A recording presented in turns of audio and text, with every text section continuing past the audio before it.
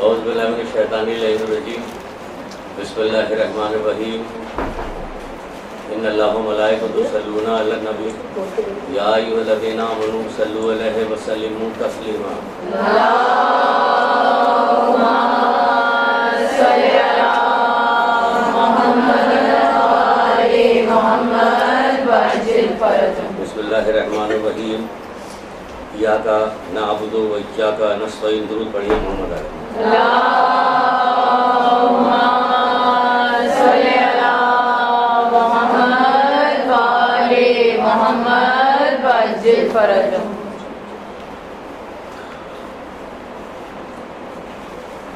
مولا مشکل کشا حضرت علی اسلام ارشاد فرماتے ہیں اللہم صلی علی محمد وآل محمد وعجل فرجهم۔ کیا ارشاد فرماتے ہیں؟ آپ کہتے ہیں کہ جہالت ہر برائی کی جڑ ہے۔ اب کہ ہم مسلسل یہاں پڑھ رہے ہیں اور آ رہے ہیں جا رہے ہیں، پھر بھی بتایا جا رہا ہے۔ ابھی آگے چل کے پتہ چلے گا کہ کیا کہنا چاہتے ہیں اور کیوں یہ والی بات سب سے پہلے رکھی گئی کہ جہالت جو ہے ہر برائی کی جڑ ہے۔ یہ جتنے برے کام ہوتے ہیں اس کے سب کی بنیاد جو ہے وہ جہالت ہوتی ہے، پہلی چیز۔ دوسری جگہ پہ مولائی فرماتے ہیں، آپ فرماتے ہیں کہ جہالت آخرت کو برباد کر دیتی ہے، یعنی آخرت برباد ہو جاتی ہے، دنیا نہیں۔ دنیا کہاں برباد ہوگی جہالت میں؟ دنیا کی بربادی ہے تو اتنا خوف ہے کہ لوگ اتنا پڑھ رہے ہیں جس کی کوئی انتہا نہیں۔ لیکن کہتے ہیں کہ ایک آخرت کو جو علم نہیں رکھتا اس کی وجہ سے کیا کہتے ہیں، جہالت جو ہے وہ آخرت کو برباد کر دیتی ہے، خراب کر دیتی ہے۔ ہمیں پتہ ہی نہیں ہوتا کہ آخرت میں کیا چیز فائدہ پہنچائے گی، کیا نفع نقصان، کچھ بھی نہیں پتہ۔ تو اس لیے فرما رہے ہیں کہ جہالت جو ہے وہ آخرت کو برباد کر دیتی ہے۔ پھر رسول خدا صلی اللہ علیہ وآلہ وسلم اللہم صلی علی محمد وآل محمد وعجل فرجهم۔ میں سمجھا کہ آپ کہہ رہے مائک ہٹا لی، آپ کی آواز ایسی ہی بہت تیز ہے۔ اب آواز آ رہی؟ ماشاء اللہ۔ کیا کہہ رہے ہیں کہ جہالت آخرت کو برباد کرتی ہے۔ رسول خدا فرماتے ہیں کہ جاہل وہ ہوتا ہے جو خدا کی نافرمانی کرے۔ جاہل وہ ہوتا ہے جو خدا کی نافرمانی کرے، خواہ دیکھنے میں کتنا ہی خوبصورت اور بلند مرتبے والا کیوں نہ ہو۔ تو سمجھ لیجیے ذرا، چاہے دیکھنے میں کتنا ہی خوبصورت اور بلند مرتبے والا نہ ہو، بڑی شان والا ہے، اتنا خوبصورت اور بڑی شان والا نہ ہو، لیکن یہ کہ جاہل کون ہے؟ کہ وہی ہے جو گناہ کرتا ہے، اللہ کی نافرمانی کرتا ہے۔ اب بتائیے اوپر کے دو قول ملا کے کہ کیا بات ہوئی؟ کہ جہالت آخرت کو برباد کر دیتی ہے۔ یہاں جو پڑھائی ہو رہی ہے سب کچھ دنیا کے لیے ہو رہی ہے، بالکل پڑھیے، کسی نے نہیں روکا۔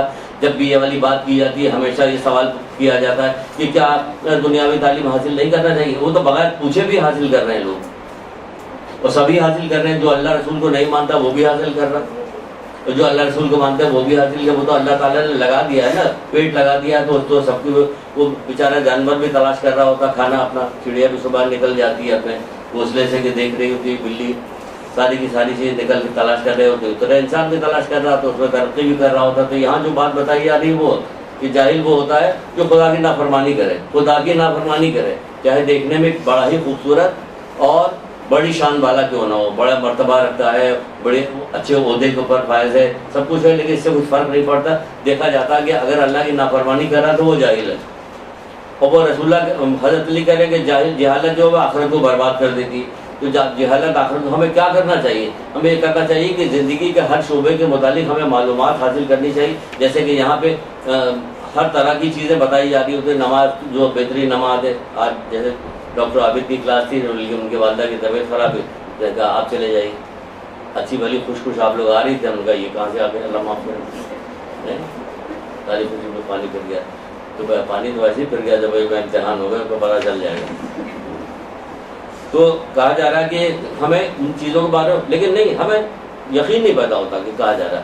جیسے کہ ایک جگہ پہ رسول اللہ کی بھی حدیث ہے، مولا کی بھی ہے، امام حسن بھی فرما رہے ہیں، چوتھے امام بھی فرما رہے ہیں،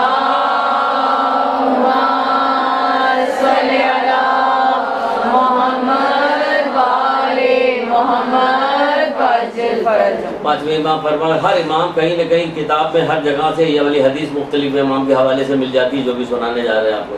وہ کیا کہتے ہیں؟ کہتے ہیں کہ مجھے تعجب ہے اس شخص پر، مجھے تعجب ہے اس شخص کے اوپر جو بیماری کے خوف سے کھانا کھانے سے پرہیز کرتا ہے، بیماری کے خوف سے کھانا کھانے سے پرہیز کرتا ہے لیکن جہنم کی آگ کے خوف سے گناہوں سے پرہیز نہیں کرتا. وہ کہہ رہے مجھے تعجب ہے.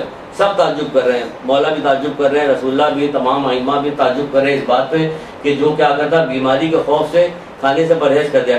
شکر مت کھائیے کہ آپ کی شوگر بہت، اب وہ ہاتھ نہیں لگا رہا، شکر کی طرف دیکھ نہیں رہا ہے، کوئی نمک نہیں کھا رہا ہے کہ بلڈ پریشر ہو، کوئی اور بیماری ڈاکٹر بتا دیتا کہ فلاں بیماری ہے تو سب رک جاتے ہیں. اگر کسی اور کوئی خوفناک بیماری خدا نخواستہ کسی کو بتا دی ہے تو پورا گھر ہل کر رہ جاتا، خاندان ہل جاتا، پورا ہوتا کہ نہیں ہوتا. ڈاکٹر کی بات پہ یقین آ گیا لیکن معصومین جو کہہ رہے ہیں اس پہ یقین نہیں آ رہا. بھائی پوری زندگی میں انہی طریقوں سے پتہ چلے گا کہ ہم اللہ اس کے رسول ائمہ طاہرین سے کتنی محبت کرتے ہیں.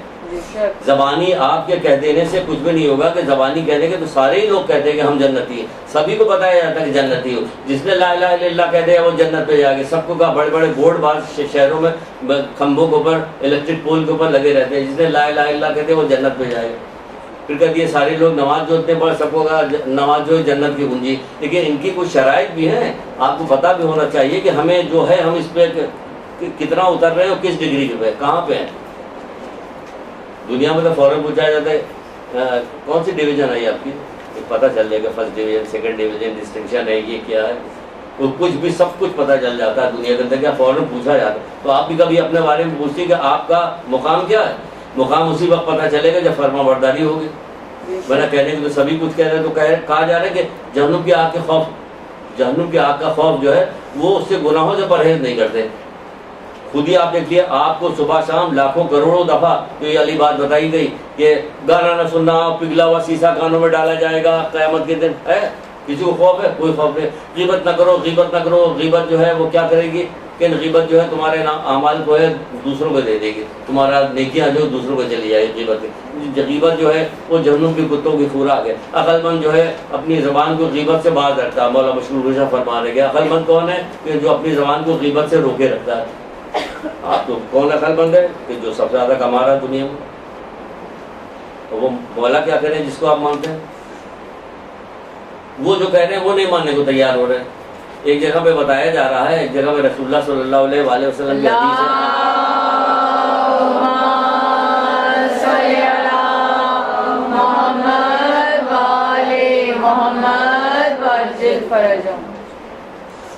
کہتے ہیں کہ فرشتے استغفار کریں گے، جنت کے دروازے کھول دیا جائیں گے کہ جس دروازے سے چاہے اس دروازے سے جنت میں چلا جائے.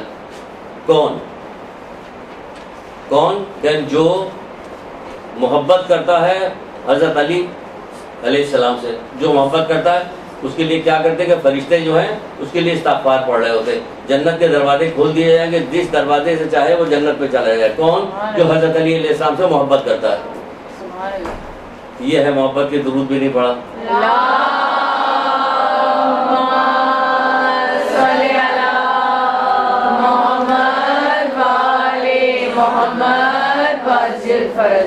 پانچویں امام کہتے ہیں اگر تمہاری محبت سچی ہے تو تم اطاعت کرو، سچی محبت اطاعت کرو. تو جو آدمی جس سے محبت کرتا ہے اس کا کہنا مانتا ہے. پانچویں مگر جو جس سے محبت کرتا ہے، اب خود اپنے آپ کو دیکھ لیجیے کہ آپ کی محبت کتنی، یا آپ کتنا کہنا مان رہے ہیں، کتنا کہنا نہیں مان رہے. ابھی ساری سنا رہے ہیں. ابھی مولا نے کہا کہ جہالت جو آخرت کو برباد کر دیتی ہے. ابھی سارا سلسلہ اس سے شروع ہوگا، بتا رہے ہیں کیا، پھر پتہ چل جائے گا آپ کی محبت کتنی اور آپ کسی بات پہ یقین کیوں نہیں کر رہی اور عمل کیوں نہیں کر رہے. سب کچھ بتایا جائے گا. بے پردہ مت رہو، پورا زمانہ بے پردہ. کس کو نہیں پتا کہ بے پردگی منع ہے. بے پردگی منع، سبھی بے پردہ. محبت پوچھے گا مولا سے محبت کرتی ہے محمد آ کر، جی جی مجھ سے زیادہ محبت کوئی بھی نہیں کرتا، مجھ سے بات محبت تو کوئی نہیں، اور ساری بات کوئی بات ماننے کو تیار نہیں. تو یہ کون سی محبت ہے؟ یہ محبت کو کس حساب سے بنایا گیا ہے کہ پھر زبانی ہم کہہ دیتے کرنا کرانا کچھ بھی نہیں. کیا یہ والی محبت قبول کی جائے گی؟ محبت قبول کی جائے گی؟ کیوں؟ اندر سے دیکھے گا ہاں قبول کی جائے گی.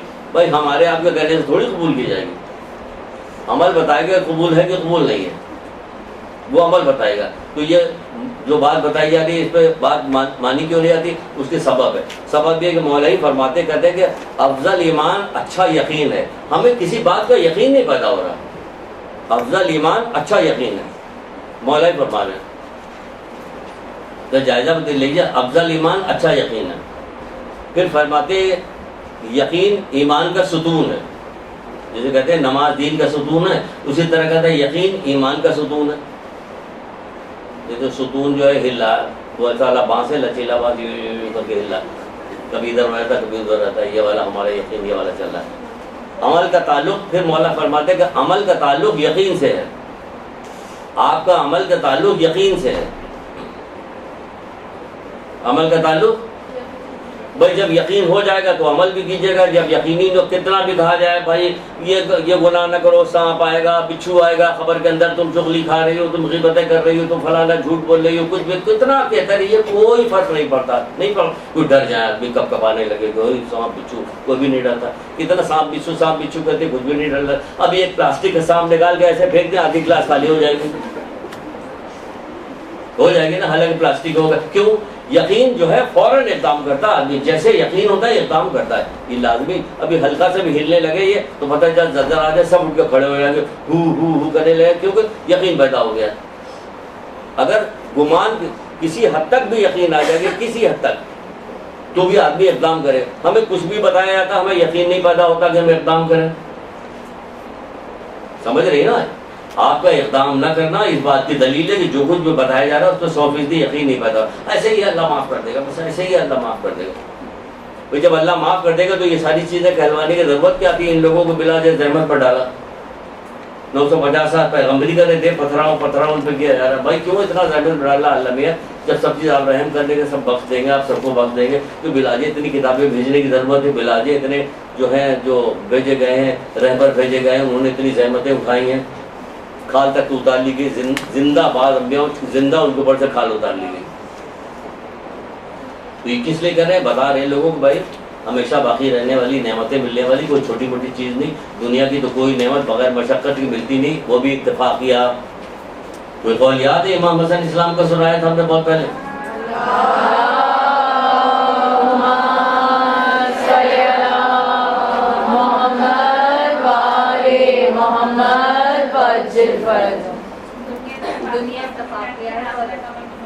دنیا اتفاقیہ، آخرت بغیر استحقاق کے نہیں ملے گی. یعنی کہ آپ کو کچھ کرنا پڑے گا آخرت لینے کے لیے. ایسے نہیں کہ زبانی طور پہ آپ باتیں کرتے رہیے اور ہو جائے، آپ کا کام نہیں ہوگا. اس کو یاد رکھنا ہر موقع پہ کہ دنیا اتفاقیہ ہے. مل گئی نہیں مل گئی نہیں مل گئی. کوئی ضروری تھوڑی کہ جتنے بچے پاس ہوتے ہیں، جتنے بچے نکلتے ہیں، جتنے بچے لوگ محنت کرتے ہیں سب کو پورا اجر دنیا مل جاتا. نہیں، بعض لوگوں کو کچھ نہ کرنے کے بعد بھی مل جاتا.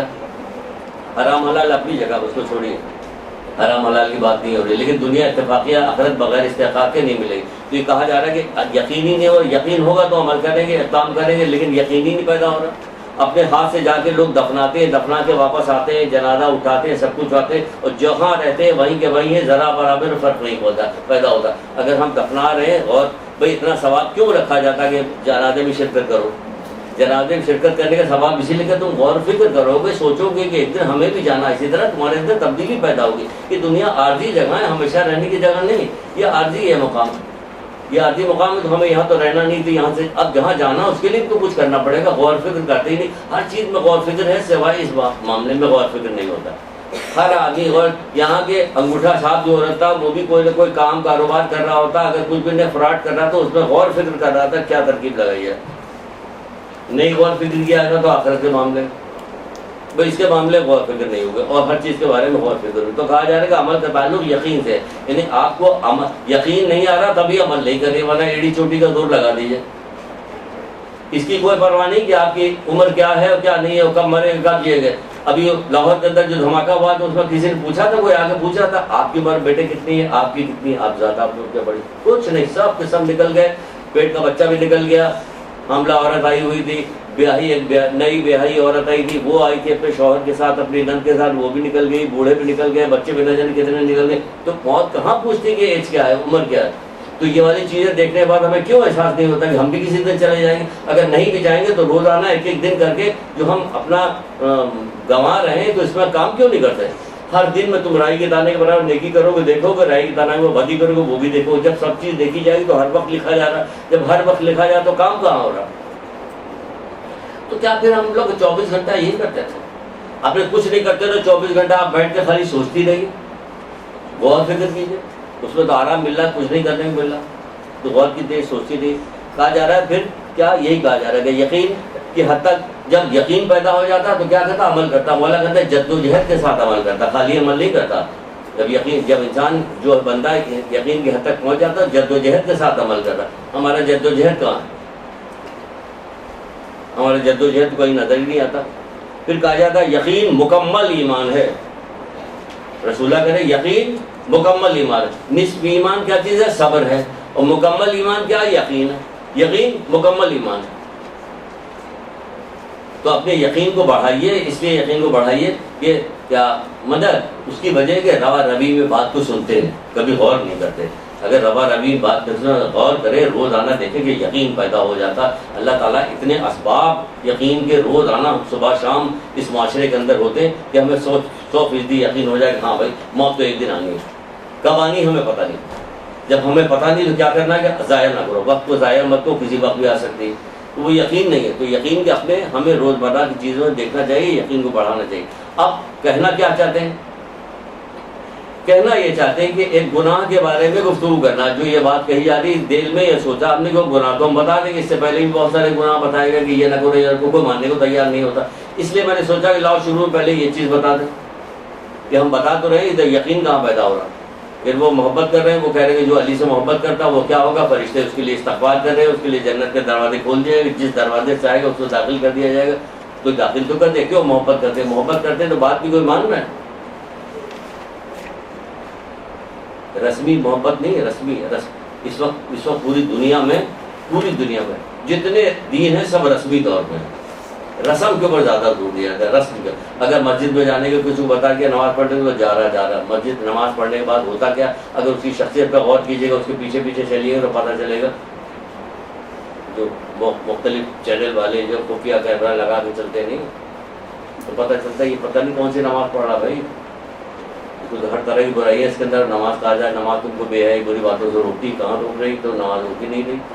کسی بھی چیز سب رسمی ہو رہا، نماز رسمی، روزہ رسمی، حج زکوٰۃ سب رسمی، سارا کام، یہاں تک کہ ایون یہ کہ محبت تک رسمی ہو گئی کیونکہ اس کے تقاضے پورے نہیں کیے جاتے۔ تو اس لیے یہ بات بتائی کہ شروع میں یہ بات بتا دیں کہ آپ جو بات بتائی جا رہی ہے اس کو یقین کرو بھائی، یقین پہ فائدہ ہے، فائدہ ملے گا۔ نہیں یقین کیجیے گا تو صرف کان سے سنیے گا، تھوڑی دیر کے لیے مزہ آئے گا، بات ختم ہو جائے گی۔ یقین پیدا کیجیے۔ آج جس چیز کے بارے میں گفتگو کرنی ہے وہ بتایا جا رہا کہ گناہوں سے تو پرہیز کرنے کے لیے جب بتایا جا رہا ہے کہ بیماری ہو گئی، ڈاکٹر نے بتا دیا، 100% یقین ہو گیا، اب پرہیز کر رہے ہیں خود بھی۔ اگر کوئی زبردستی ٹی وی پہ بڑا اشتہار میں اب کبھی وہ گلاب جامن اٹھا لیں، جلدی ہاتھ پکڑے، آپ مت کھائیے گا یہ میٹھا ہے، تو کوئی اشتہار کہیں ایسا دکھا جاؤ، اگر ہر آدمی بہت توجہ دیتا ہے اس کو کہ آپ میٹھا نہیں کھا سکتے، آپ فلاں کام نہیں کر سکتے، یہ ہے وہ۔ کبھی گناہوں کے لیے ہاتھ دیر ہو گیا جاتا ہے کہ روک لے بات۔ کہا جا رہا ہے مولا مشکل کشا حضرت علی اسلام ارشاد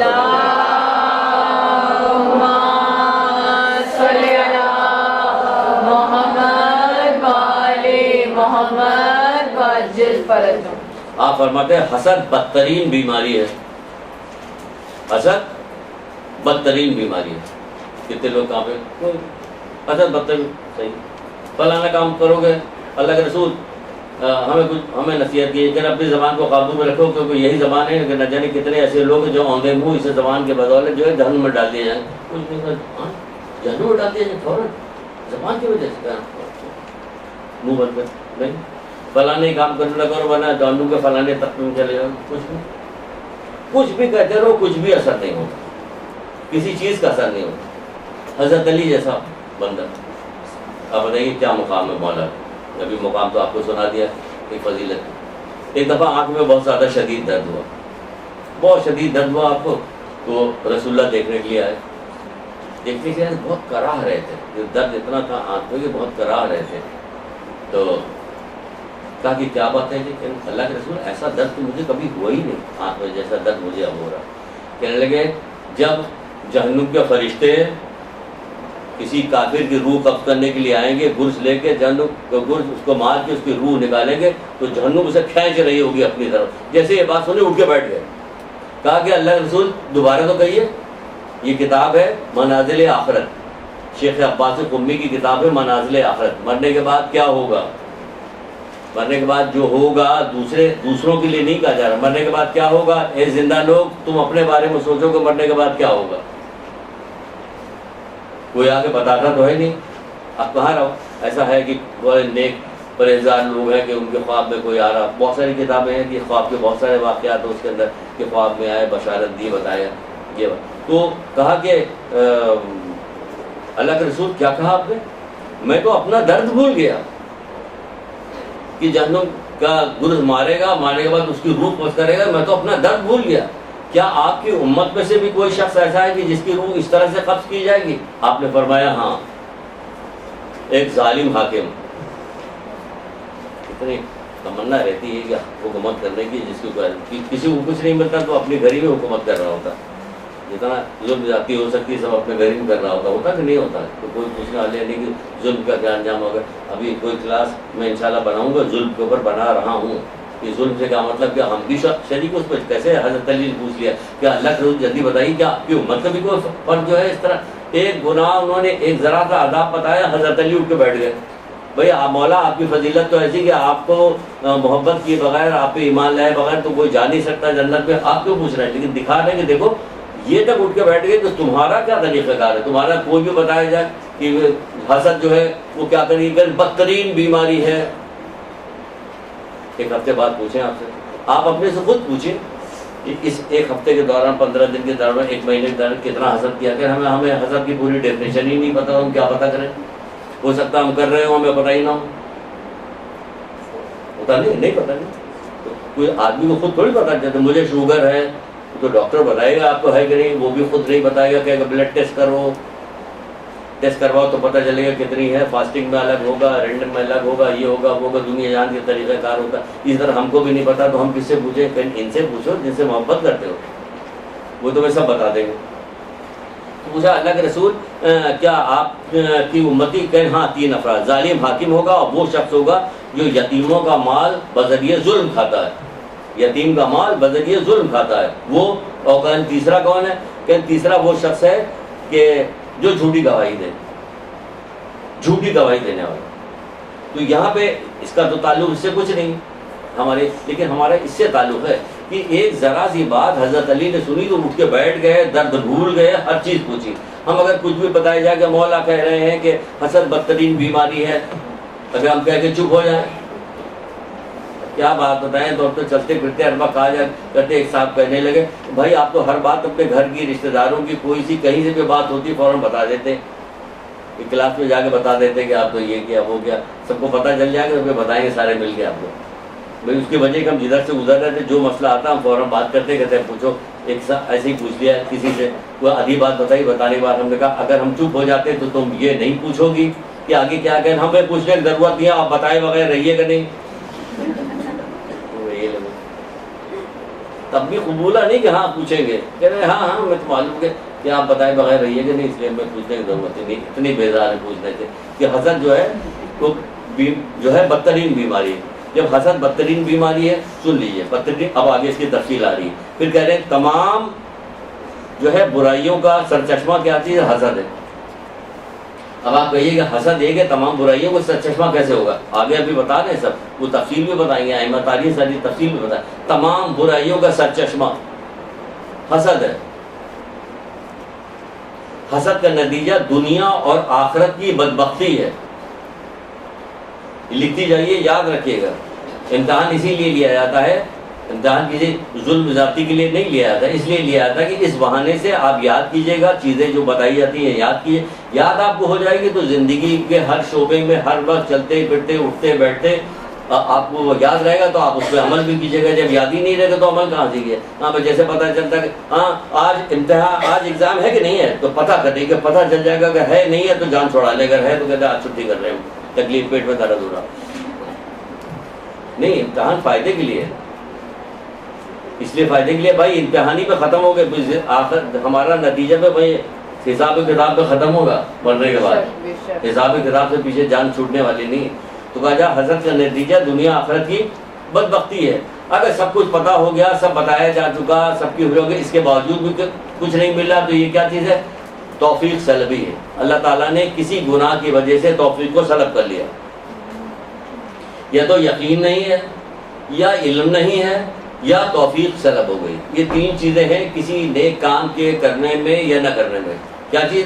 پہلی چیز یہ، یا تو علم نہیں. اگر علم آ گیا ہے تو پھر ہمیں یقین نہیں آ رہا، یہ ایسا ہوگا. اگر یقین بھی پیدا ہو گیا پھر بھی نہیں کر رہے، تو پھر کیا چیز ہے کہ توفیق سلب ہو گئی. توفیق نہیں. مولا مشکل کشا حضرت علی علیہ السلام. اللہم صلی علی محمد و آل محمد وعجل اکثر بیشتر ہم سناتے رہتے ہیں. تو پتا نہیں کہ کسی زمانے میں، پتہ نہیں پرانے زمانے کے لوگ کیسے تھے، کیا تھے، کیا چیز انہیں بتائی گئی تھی. آج تو اتنی کتابیں ہیں، اتنے علماء ہیں، اتنی تقریر سنی جاتی، نیٹ پہ بھی جاتی، سب کچھ دیکھتی، لیکن آثار نہیں نظر آتے. پرانے زمانے میں والدہ وغیرہ بتاتی تھی کہ جب بوڑھی عورتیں جو پوچھتی، کسی نے پانی پلا دے، بیٹا تمہیں اللہ تعالیٰ توفیق دے، تمہیں بیٹا تو ہر وقت دعائیں دیتی ہے، بیٹا تمہیں عقل دے، تم کو عقل دے، تم کو توفیق دے، تم کو فلانا کرے، تمہیں اچھا پھر مل جائے، بیٹا تمہاری نصیب اچھا ہو جائے. ہر گھما پھرا کے یعنی توفیق ضرور بیچ میں آتی تھی. انہیں پتا تھی، ہمیں نہیں پتا. یعنی پرانے زمانے کو کہوں کس نے بتایا تھا؟ ہم لوگ، وہ لوگ سادے لوگ تھے، جو بات بتا دی جاتی ڈر جاتے تھے، مان جاتے تھے. ہماری والدہ کہا کرتی تھی، ہم لوگ چھوٹے چھوٹے تھے، بہت چھوٹے چھوٹے، اتنے چھوٹے بھی نہیں کہ حضرت آدم کے زمانے کی بات نہیں بتا، اتنے چھوٹے پڑھائی کر کے آ گئے. کہتے کہ ایک زمانہ آئے گا جو در و دیوار سے گانے کی آوازیں بلند ہوگی. تو ہم لوگ واقعی دیوار پہ کان لگاتے تھے، ہمارے بھائی بہن آپس میں پتہ نہیں کہاں سے آ رہا، ہمیں تو وہ بھی نہیں سنائی دیتا. ہمیں یقین، جبکہ وہ کہا کرتی تھی کہ در و دیوار سے گانے کی آواز، ہمیشہ کہا کرتی تھی گانا مت سنو، گانا مت سنو، بہت برا ہے، بہت برا. کس نے بتا دیا تھا؟ کیسا یقین پکا ہو گیا تھا کہ منع کیا کرتی تھی. آج جب آپ کے سامنے کتنی حدیثیں آ گئی گانے کے متعلق، نہ جانے کتنی حدیثیں ہماری بچیوں کو جو پہلے کیے ہیں ان کو سب کو یاد ہے گانے کے متعلق کہ کیا کیا برائیاں گانا پیدا کرتی ہے. اور لیکن معاشرے میں دیکھیے گانے کے کیا حشر ہے. تو یقینی تھا توفیق سے لگو. توفیق کیا؟ اللہ کیا فرماتے ہیں، کیا کہتے ہیں؟ جو بری چیز کو اچھا جانے اور نصیحت کرنے والے کے نصیحت سے روگردانی کرے، اللہ اسے کبھی توفیق نہیں دیتا، یا اسے توفیق کبھی نہیں مل سکتی. اب کون نصیحت کر رہا؟ محمد علیہ محمد نصیحت کر رہے ہیں. جو نصیحت کرنے والے اچھی چیز کو برا جانے. اچھی چیز کیا؟ جو لوگ بتا رہے ہیں اچھی چیز نہیں ہے، اور نصیحت کرنے والے کے نصیحت سے روگردانی کرے، اسے کبھی توفیق نہیں ملتی. تو پورا معاشرہ دیکھ لیجیے ایسا ہی ہے. روگردانی کر رہا، نصیحت ہو رہی ہے، قرآن کے ذریعے نصیحت کی جا رہی ہے، حدیثوں کے ذریعے نصیحت کی جائے، واقعات سنائے جاتے ہیں، لیکن کیا ہوتا کہ وہ کسی چیز کو ماننے کو تیار نہیں ہوتا، تو پھر تمہیں توفیق بھی نہیں ملے گی.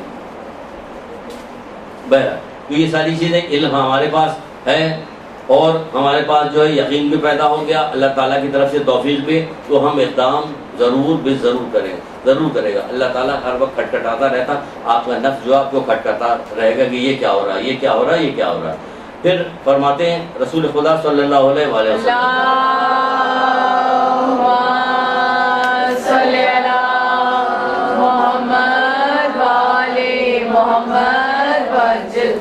آپ فرماتے ہیں کہ خبردار خدا کی نعمتوں سے دشمنی نہ رکھو. خبردار خدا کی نعمتوں سے دشمنی نہ رکھو. تو جو لوگ تھے، اصحاب تھے جو ارد گرد بیٹھے ہوئے تھے، وہ کہتے ہیں دیکھیے اے اللہ کے رسول، اللہ کی نعمتوں سے کون دشمنی رکھتا ہے نا، کہ اللہ کی نعمت سے کون دشمنی رکھتا ہے. تو آپ نے فرمایا وہ لوگ جو حسد کرتے ہیں. اب دیکھیے گا کیسے آگے جو واقعات اور جو چیزیں ملیں گی اس سے آپ کو پتہ ہے. وہ لوگ جو حسد کرتے ہیں، بھائی حسد کسی کی اچھی چیز ہی پہ تو کیا جاتا ہے. ایسا تو کوئی لنگڑا کے چل رہا آپ حسد کر رہی ہیں، یہ لنگڑا کے چل رہا ہے، ایسا تو نہیں ہوتا نا. کسی کی اچھی آواز ہوگی تو آپ کو حسد ہوگی، کوئی گھونڈی آواز پہ کچھ پڑھ رہا ہوگا تو اس سے حسد تھوڑی کریں گے. حسد تو ہر اچھی چیز سے ہوتا ہے جو اللہ تعالیٰ نعمت دیتا ہے جس کو، جو اسی سے حسد کیا جاتا ہے. تو اس لیے یہاں پہ فرما رہے ہیں کہ خبردار خدا کی نعمت کو دشمن نہ رکھو، خدا کی نعمت کو دشمن نہ رکھو. یہ حسد اتنی بری چیز ہے کہ یہاں تک پہنچ جاتا ہے، یعنی خدا کی دی ہوئی نعمت سے دشمنی کرتا ہے، اس سے دشمنی نہ کرنا. پوچھا اللہ کے رسول یہ کون ہے جو خدا کی نعمت؟ کہہ لیے وہ ہے کہ جو حسد کرتا ہے. جو حسد حسد کرنے والا. حدیث قدسی میں بھی یہی چیز بتائی گئی کہ حدیث قدسی میں پروردگار بھی یہی بات کر رہا ہے. کیا کہہ رہا ہے پروردگار؟ کہتا حاسد میری نعمتوں کا دشمن ہے. حاسد میری نعمتوں کا دشمن ہے. اور یہ حسد کی ہی وجہ سے ابلیس جو ہے لعنتی بنا ہے. یہ ابلیس ہے، شیطان جو لعنتی بنا ہے، کس کی وجہ؟ حسد کر رہا تھا حضرت آدم سے، تو وہ لعنتی بن گیا. تو کہہ رہے کہ حسد نہ کرو. پھر فرمایا کیا کہا جا رہا ہے؟ دین کی آفتیں 3 چیزوں میں ہے. دین کی آفت 3 چیزوں میں ہے. آپ کو یہ باقی چیزیں آ گیا، سب اسی میں آ رہا. یہ کہہ رہے ہیں کہ تمام برائیوں کا سرچشمہ جو دیکھ لیجیے حسد پہ آ رہا، ہمیں پتہ نہیں تو وہ بتا رہے کہ کیسے آ رہا ہے. 3 چیزوں میں ہے حسد، خود پسندی اور غرور. چھٹے امام جعفر صادق علیہ السلام. اللہم صلی علی محمد وآل محمد وعجل فرجهم. حسد، خود پسندی اور غرور، یہ کیا چیز ہے کہ دین کی آفتیں. کسی چیز میں مغرور نہ. حسد کی، حسد کی بھی ساری چیزیں آگے جلدی ہم آپ کو بتائیں، وقت کم رہ گیا. پھر فرمایا کہ حسد اور تکبر، حرص اور تکبر اور حسد. حرص، تکبر اور حسد کیا کام کرتے ہیں؟ گناہوں کے ارتکاب کی دعوت دیتی ہے. یعنی کہ گناہوں کی طرف آپ کو لے کے جاتی ہے. کچھ نہ کچھ گناہ ایسا ہوا جو آپ سے کروائے گا. کون؟ حرص کروائے گا گناہ آپ سے، تکبر کروائے گا، یہ حسد. یہ گناہوں کے ارتکاب کی دعوت دیتے ہیں. یہ گناہ جو ہے، یہ گناہ باقی گناہوں کو بلاتے ہیں اپنی طرف، یہ آئے ہم نہ کریں. پھر سب سے بڑا حسد شیطان کا سب سے بڑا جال ہے، کیونکہ اسی کی وجہ سے گھور آندھی درگاہ ہوا تو آپ کو کیوں چھوڑ دے گا؟ وہ آپ کو کیوں نہیں چھوڑے گا؟ آپ کو ابھی کچھ حسد کی، پھر آگے چل کے اس کو کھلے گا کہ کیا کیا حسد ہے. حسد شیطان کا سب سے بڑا جال ہے. اچھا، جب مومن کسی مصیبت میں مبتلا دیکھتا ہے نا، شیطان جب کسی مومن کو کسی مصیبت میں مبتلا دیکھتا ہے تو شیطان بہت خوش ہوتا ہے. شیطان بہت خوش ہوتا ہے اس کو مصیبت میں مبتلا. مومن مصیبت میں مبتلا دیکھ کر خوش ہونے والا شیطان ہے. تو اگر کوئی مومن کی مصیبت ڈال رہا ہے، اس کو خوشی کا اظہار کر رہا ہے، تو کیا ہوا؟ کل شیطان کا ہم خیال ہوا. اور کون ہوا؟ شیطان کا ہم خیال ہوا. کیونکہ حاسد یہی چاہتا ہے. حاسد کیا چاہتا ہے؟ حاسد چاہتا ہے، سب سے بڑا حاسد وہ ہے. ابھی ایک آدھ حدیثیں اس کے سلسلے میں بتائیں گے کہ حاسد کیا چاہتا ہے، کیا کرتا ہے. جو شخص اپنے بھائی کی نازل ہونے والی مصیبت پر مسرت کا اظہار کرتا ہے، جو شخص اپنے بھائی کی پر نازل ہونے والی مصیبت پر اظہار مسرت کرتا ہے، یعنی خوش ہوتا ہے، تو کیا ہوتا ہے؟ جس سے بھی آپ جلتی ہیں، آپ اسے پسند نہیں کرتی، آپ اسے نفرت کرتی ہیں، تو ہوتا یہی ہے. عمومی طور پہ یہی دیکھا ہے. اس کا کوئی نقصان ہوتا ہے، یہ کہ بڑا اچھا ہوا، بڑا دماغ خراب تھا. بھائی مومن ہے، بہت بڑی چیز ایسی ہے جو آپ سے منسلک ہے. ایک ہی خمیر سے بنے ہوئے ہیں. یہ دنیا داری اور شیطانیت یا جہالت نے ہم لوگوں کے اندر ایسی صفت پیدا کر دی گئی کہ ہم اس کو سمجھ نہیں رہے. کیا مطلب کیچڑ میں پڑا ہوا سکہ تو اٹھا لو گے، تو یہ نہیں کہ کیچڑ ہے. مال مال مال دنیا مل جائے تو بس صحیح ہے، جہاں سے بھی ملے. یہ کہا جاتا ہے کہ درہم و دینار ان کے نزدیک مثل بت ہو گئے. جب کسی نے پوچھا کیا وہ لوگ بت پرست ہوں گے، آخری زمانے کے لوگوں میں کے بارے میں جب لوگوں نے پوچھا، اللہ کے رسول سے جاری صفت بتانے لگے، تو اصحاب کہنے اے اللہ کے رسول کیا وہ لوگ بت پرست ہوں گے؟ کہ ہاں، درہم و دینار ان کے نزدیک مثل بت ہوگا. یعنی درہم دینار کے سامنے جھکتے ہیں، تو چاہے جہاں سے بھی ملے، حرام حلال کسی کی پرواہ نہیں کرتے. کہا جو شخص اپنے مومن بھائی پہ نازل ہونے والی مصیبت پر اظہار مسرت کرتا ہے، وہ اس دنیا سے اس وقت تک نہیں جائے گا. سوچ لیجیے اتنی خطرناک چیز ہے، چھٹے امام بیان کر رہے ہیں. وہ اس دنیا سے اس وقت تک نہیں جائے گا جب تک خود اس میں مبتلا نہ ہو جائے. ڈریے اس بات سے. آپ دنیا میں مختلف لوگوں کو مختلف مسائل میں گرفتار دیکھتے ہیں تو کہنا تو ہمیں کچھ بھی نہیں چاہیے، اپنی زبان ہمیں بند رکھنا چاہیے کہ کسی کے بارے میں کچھ بھی نہیں کہنا چاہیے. لیکن کم سے کم اندر عبرت حاصل کرنی چاہیے اور خوف کھانا چاہیے کہ تم پر جو بھی مصیبت تم پر پڑتی ہے، تمہارے اپنی قرآن کی آیت نہیں، تمہارے اپنے کیے کرائے کا نتیجہ ہے، جبکہ اللہ تمہارے گناہ معاف کرتا رہتا ہے. آپ دیکھیں کیسی پریشانیوں میں لوگ مبتلا ہوتے ہیں تو کہتے ہیں کہ جو شخص اپنے مومن بھائی پہ نازل ہونے والی مصیبت پہ اظہار مسرت کرتا ہے، وہ اس دنیا سے اس وقت تک نہیں جائے گا جب تک خود اس میں مبتلا نہ ہو جائے. خود اس میں کیا یہ بہت بڑی مصیبت نہیں ہے خود یہ کہ ہم کسی مومن بھائی پر کوئی نازل ہونے والی مصیبت پہ ہم مسرت کا اظہار کریں کہ یہ بہت بڑی مصیبت ہے، تم اس کو مسرت کہہ رہے ہو، اور ہے یہ مصیبت، کیونکہ تم تو اس دنیا سے جاؤ گے نہیں جب تک تم اسی جیسی مصیبت میں مبتلا نہ ہو جاؤ۔ تو ہمیں کسی مومن بھائی کی کسی چاہے آپ جلتی ہو، پسند کرتی ہو، نہ پسند کرتی، چھوڑیے، اپنی پسند ناپسند کی کوئی حیثیت نہیں، پسند ناپسند اللہ اور اس کے رسول کی پسند ناپسند کی حیثیت ہے بس، اور کسی کی کوئی، ہماری پسند ناپسند کیا چیز ہے؟ آپ کی پسند ہماری پسند ناپسند کیا ہے؟ کیا کرائٹیریا ہمارا اللہ اور رسول کی بنیاد پہ، جسے وہ پسند کرتا اسے ہم پسند کرتے ہیں، جس سے وہ نفرت کرتا اس سے ہم نفرت کرتے ہیں۔ اس میں آ جائیں تو سب سے پہلے اپنی جو ہے آپریشن شروع ہو جائے گا کہ ہمارے اندر کون کون سی ایسی چیزیں جسے اللہ تعالیٰ ناپسند کرتا ہے، تو پہلا آپریشن تو اپنے ہی شروع ہو جائے گا، ہوگا کہ نہیں ہوگا؟ تو یہی ہونا چاہیے۔ تو یہ سب سے بڑی مصیبت یہی ہو جاتی ہے۔ پھر کہا جا رہا ہے کہ حضرت لقمان اپنے بیٹے سے فرماتے ہیں، اب دیکھیں یہاں سے شروع ہو رہا سلسلہ کہ یہ کیا کیا چیزیں حضرت میں شامل ہیں اور کیا کیا کام کرتا ہے۔ بیٹا حاسد کی 3 علامتیں ہیں، بیٹا حاسد کی 3 علامتیں ہیں۔ کیا علامتیں؟ پہلی کیا ہے؟ پس پش غیبت کرتا ہے۔ اتنی خوفناک چیز ہے کہ ہر جگہ شامل ہو رہی ہے، غیبت غیبت غیبت۔ وہ کہہ رہے ہیں عقل مند جو ہے کی تعریف کے لیے کہ اس کی زبان جو ہے غیبت سے بند رہتی۔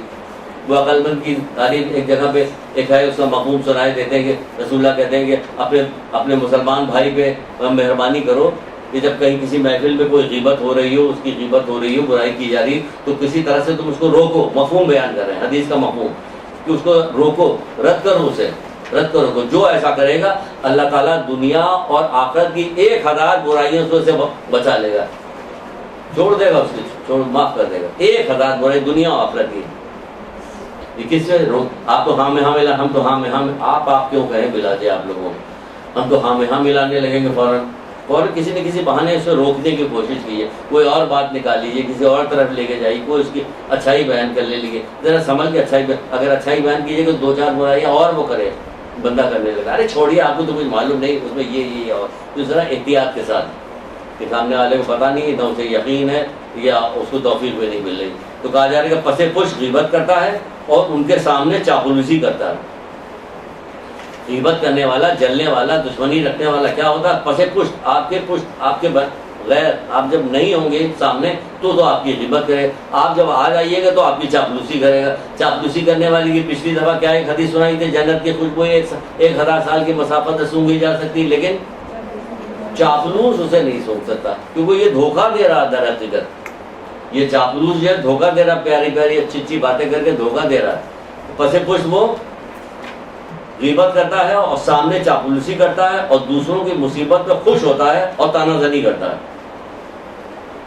کیا کرتا ہے؟ دوسروں کی مصیبتوں پہ خوش ہوتا ہے اور تانا زنی کرتا ہے۔ اب مصیبت کو خوش نہیں ہونا ہے، تانا زنی نہیں کرنا ہے، چاپلوسی نہیں کرنا ہے، سچی محبت کرنی ہے، اور کیا کرنا ہے؟ غیبت نہیں کرنا۔ اگر یہ ساری چیزیں شامل ہو رہی تھی، اتنی دیکھیے 4 چیزیں تو یہی شامل ہو گئی، کس کے اندر؟ حسد کے اندر۔ بیٹا حاسد کی 3 علامتیں ہیں۔ 3 علامت کیا ہے دکھائی، اس میں لکھی ہوئی 4 ہے، اس کو اگر الگ الگ کریں تو 4 ہے۔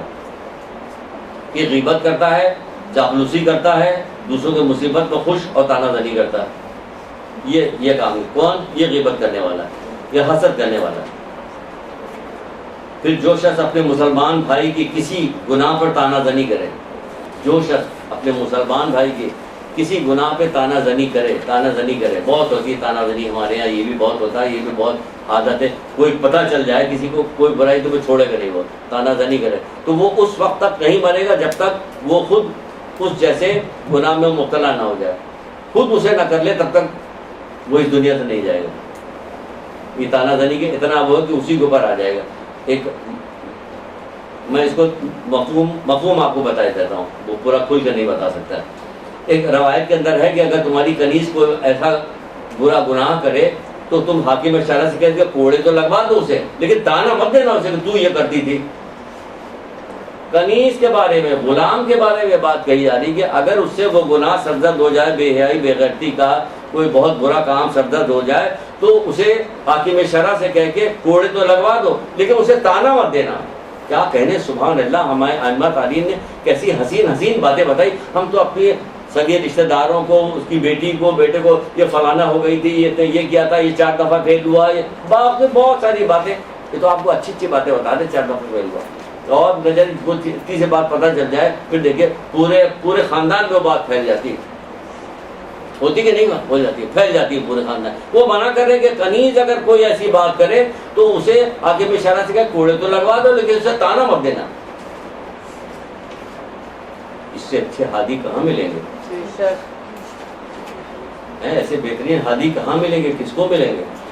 کیسی کیسی قربانیاں، کیسی بات انہوں نے کیسا برداشت کر کے ہم تک پیغام پہنچایا کہ آپ کسی بات کے بارے میں سوچئے کہ فلاں بات کے بارے میں کہا ہے یا نہیں کہا، کتابوں میں آپ کو مل جائے گی۔ اگر آپ کتاب پڑھیے گئے کوئی چیز تو نہیں چھوڑی، سب کچھ تو بتا دیا۔ پھر جبکہ وہ اتنی پریشانی کہ اسے تانا نہ دینا، تو ہمارے یہاں تو الٹا کام ہوتا، جس شخص کے شر سے لوگ محفوظ نہ ہوں وہ خدا کے غضب سے محفوظ نہیں رہ سکتا۔ ایک جگہ میں مولا، تو جب ہمارے شر سے لوگ محفوظ نہیں ہیں تو پھر اللہ بھی کسی نہ کسی حوالے سے کسی نہ کسی طرح سے جیسا وہ مناسب سمجھتا ہمارے پر غضب نازل کرے، پھر بھاگتے پھریں گے، کوئی بچانے والا نہیں ہوگا۔ جبکہ کہا جا رہا ہے کہ سب سے زیادہ بہترین عبادت اس چیز اللہ تعالیٰ کے نزدیک محبوب ترین پسندیدہ ترین عبادت کیا چیز ہے؟ مومن کے دل کو خوش کرنا۔ افضل ترین عبادت کے باب میں دیکھیے، بعض کتابوں میں عبادت کا باب ہے، اس میں افضل ترین جو عبادت آتی ہے اس میں یہ چیز، مومن کے دل کو خوش کرنے سے افضل کوئی عبادت نہیں۔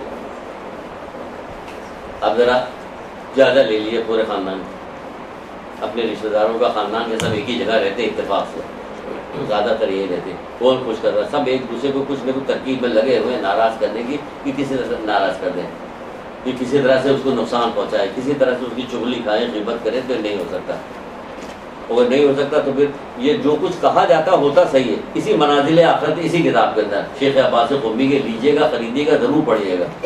جب سکرات موت کے وقت کیا ہوتا ہے، کون سے اعمال ہمیں فائدہ پہنچائیں گے، کون سے اعمال ہمیں نقصان پہنچائیں گے۔ پھر کہا جا رہا ہے کہ جب قبر کی پہلی رات میں کیا نقصان پہنچائے گا، کیا فائدہ پہنچائے گا، برزخ میں کیا فائدہ کیا نقصان ہوگا، پولیس سرات میں کیا نقصان کیا فائدہ، ہر چیز کے میدان قیامت کرتے ہوئے آپ کو جنت تک لے کے جائیں گے، نفع نقصان نہ، چھوٹے بہت تھوڑے ہیں، آپ اس کو رٹ لیجیے، رٹنے کے بعد اس سے محفوظ رہیے، اس سے اپنے آپ کو بچائیے، وہ کام انجام دیتے رہیے، بس ختم ہو گیا۔ پتلی سی کتاب، چھوٹی سی کتاب ہے، اب اس دوسرے نام سے آگے کہ مرنے کے بعد کیا ہوگا، اس نام سے آگے، لیکن کرنا یاد تو ہم ہی کو کرنا، پڑھنا تو ہم ہی پڑھا۔ ہمارا بیٹا پڑھ کے کیا کرے، اب تو ابا مر گئے، تو ابا تو کچھ کر ہی نہیں گئے جو کچھ کے اندر لکھا ہوا تھا، اب کیا ہوگا؟ پھر جتنا کچھ اس میں تھوڑا بہت اولاد کے کرنے کا وہی کرے گئے، تو زیادہ تر تو پڑھنا ہم کو پڑھنا، کیونکہ ہمیں کرنا، سجانا بنانا اپنی قبر کو یا جنت کی وادیوں میں سے ایک وادی یا دوزخ کے میں اس میں گڑھے ہمارا عمل ہی بنائے گا۔ تو عمل کب ہوگا؟ جب اس پہ عمل کریں گے۔ مولا کا قول ہے نا کہ یہ قبر کیا ہے، جنت کی وادیوں میں سے ایک وادی ہے، دوزخ کے گڑھوں میں سے ایک گڑھا، تو کس پر ہمارے عمل کی بنیاد پہ ہوگا۔ تو اسی کتاب میں ایک واقعہ لکھا ہوا ہے کہ ایک عالم تھے جن کا بہت اچھا شاگرد تھا، ان کو اطلاع ملی کہ بہت بیمار ہے، وہ آخری وقت ہے اس کا، تو وہ دیکھنے کے لیے پہنچ گئے، دیکھا کہ ہاں واقعی تو اس کی سکرات کے عالم میں بہت اس کا آخری وقت ہے، کھول کے سورہ یاسین پڑھنا شروع کر دیا۔ اس نے دیکھا اور منع کیا، بند کیجیے سورہ یاسین بند کیجیے۔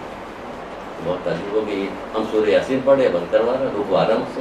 پھر ہم اس کو تلقین پڑھانے کی کوشش کی، اس کا بھی اس نے انکار کیا، سنیے گا، اس کا بھی انکار کیا اس نے، اور تھوڑی دیر بعد اس کا انتقال ہو گیا۔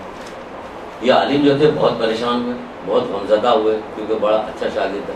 کوئی بھی عالم کہیں کسی کو پڑھا لکھا رہا ہوتا تو وہ اس سے اپنے شاگردوں سے اس کو تھوڑی انس پیدا ہو جاتی، وہ بھی اچھا شاگرد ہو تو بہت انس پیدا ہو جاتی، جیسے آپ لوگ بہت اچھی شاگرد ہیں، بہت انس پیدا ہو گیا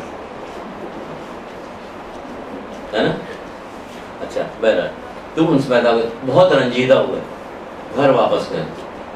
رات کو خواب میں دیکھا کہ جہنم کے فرشتے اسے زنجیروں میں باندھ کے جہنم کی طرف لے جا رہے۔ انہوں نے نام لے کے کہا کہ تجھے کیا ہو گیا، تو بڑا اچھا ہمارا شاگرد تھا، یہ تجھے کس حالت میں تجھے موت آئی؟ کہنے لگا کہ مجھ میں جو تھی کچھ برائیاں تھی جس کی وجہ سے یہ اس انجام تک پہنچے۔ کہ کیا برائی تمہارے اندر تھی؟ اب اسی خواب کہ پہلے تو یہ ہم چغل خوری بہت کرتے تھے، کیا کریں اپنے آپ کو کس چیز سے باندھے لپیٹے جو ہر چیز سے بچ جائے۔ پچھلی دفعہ آپ کو یاد ہوگا جو حضرت لقمان کے ہی باب میں آیا تھا کہ دوسری کشتی کون سی ہوگی، کہ حضرت لقمان کی کشتی ہوگی، ہے نا، یاد ہے؟ وہ کیا کشتی کہ اپنے بیٹے سے کہہ رہے بیٹا تقویٰ، اس تقوی میں پھر ہم نے آپ کو ایک جگہ لے جا کے بتایا تھا کہ کیا چیز کی جائے کہ زبان کو قابو میں رکھا جائے، کیونکہ زبانی کی وجہ سے نہ جانے کتنے گناہ سرزد ہو جائے. یہ قابو میں آ کے بہت سارے گناہوں سے بچ جائیں گے. جب بہت سارے گناہوں سے بچ جائیں گے تو نیکیوں کے اثرات ہوں گے. جب نیکیوں کے اثرات ہوں گے تو بہت زیادہ فائدہ ملے گا، ہمارے اعمال نیک ہونا شروع ہو جائیں گے، کیونکہ نیکی اپنے اثرات رکھتی ہے، بدی اپنے اثرات رکھتی ہے. تو یہاں پہ کیا کہا جا رہا ہے کہ پہلی چیز کیا، اول چیز یہ تھی کہ ہم چغل خوری کرتے تھے. دوسرا کام کیا کرتے تھے، نکتہ چینی کرتے تھے. لکھیے، یاد رکھیے گا، یہ کیا کرتا ہے، یہ انجام خراب کر دیتا ہے، لیکن اس کا انجام خراب ہو گیا. جبکہ شاگرد اچھا تھا، اس کے باوجود انجام خراب ہو. دوسرا کیا کام کرتا تھا کہ نکتہ چینی. تیسرا کام کیا کرتا ہے کہ حسد کرتے تھے ہم. بھائی تم تو علم حاصل کر رہے ہو، تم عالم دین بن رہے، تم حسد کیوں کر رہے ہو؟ نہیں، یہ ہے عالم دین کے بارے میں بھی ہے کہ کہا جاتا ہے کہ حسد کا بہت سارا باب. اب ہم کیونکہ عام سے آدمی تو اس لیے عالم دین کے بارے میں کچھ کہہ بھی نہیں سکتے، کہیں گے یہ کی کیا حیثیت تھی جو کہہ رہے ہیں، اس لیے وہ آگے بتائیں گے. ورنہ حضرت عیسیٰ کے باب میں اس قسم میں لکھا ہوا کہ حسد کو لے جا رہا کہ یہ کہاں لے جا رہا ہے، یہ کہاں لے جا رہا. تو اسی طرح حسد کے بارے میں کہاں لے جا رہے ہو ہم نہیں بتائیں، کہاں لے جا رہا خود ہی پڑھ لیجیے کہ کہاں لے جا رہا. تو کہا جا رہا ہے تیسری چیز کیا بتائی جا رہی ہے، کہہ رہا میں حسد کرتا تھا. اور کیا تھا، مجھ میں ایک بیماری تھی، تو حکیم نے کہا تھا کہ شراب پی لیا کرو، تو میں شراب پی لیتا تھا، اسی لیے میرا انجام خراب ہو گیا. تو یہ انجام خراب ہونے میں حسد شامل ہے، نکتہ چینی شامل ہے، چغل خوری شامل ہے. چغل خوری کے بارے میں تو پہلے بھی آپ کو بتا چکے، یہ ساری بیماری ہے. تو پھر کیا کریں، لوگوں کی اچھی چیز دے کے ہم کیا کریں، رش کرو اور کیا کرو. پروردگار اس کے پاس بھی مالک مجھے بھی دے دے. یہ رش ہے کیوں کہ مومن کی تاریخ میں بات بتائی گئی. چھٹے امام جعفر صادق علیہ السلام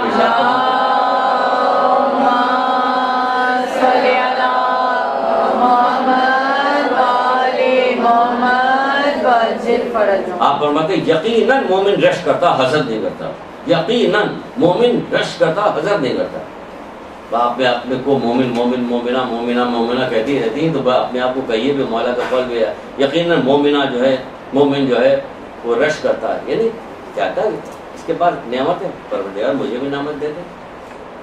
دینے والا تو اللہ ہی ہے نا، اور کون ہے، دے تو مجھے بھی دے دے. اور منافق حسد کرتا رش نہیں کرتا. تو ہم اپنا جائزہ لے لیجیے گا کہ اس وقت کس کشتی میں بیٹھے ہوئے ہیں، منافقت والی یا مومن والی. مومن جو ہے رش کرتا حسد نہیں کرتا، اور منافق حسد کرتا ہے رش نہیں کرتا، حسد کرتا وہ. تو ہمیں بچنا چاہیے اس چیز سے کہ اللہ تعالیٰ ہمیں بچائے. پھر کہا جا رہا ہے کہ انسان اپنے مسلمان بھائی کی نعمت کے زوال ہونے کی آرزو کرے اگرچہ خود اسے نفع نہ پہنچے.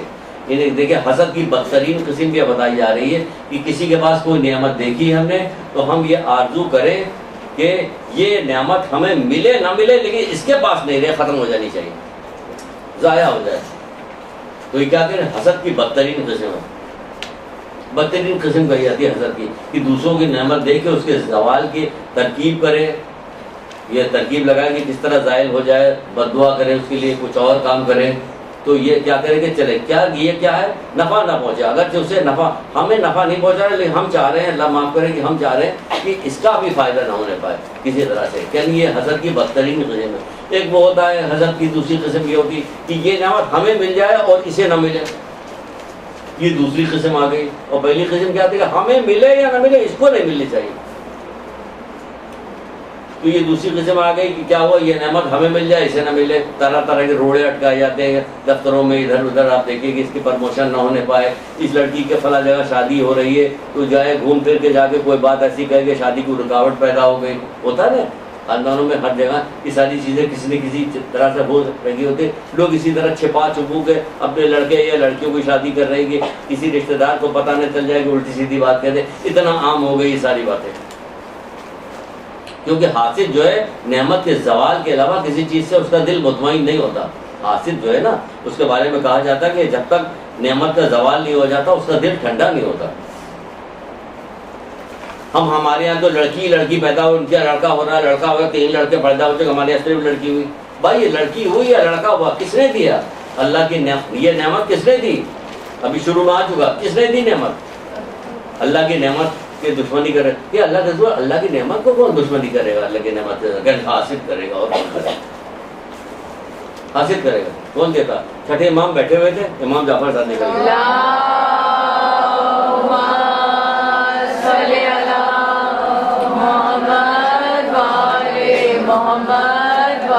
فرج ہو. آپ کے پاس ایک صحابی پہ آپ کے بیٹھے ہوئے تھے، اب باتیں ہو رہی تھی، اتنے میں کوئی دوسرا بندہ باہر سے آیا، اس صحابی کے کان میں دھیرے سے کوئی بات کہی، بس وہ کہہ کے چلا گیا، اس کا چہرہ اتر گیا.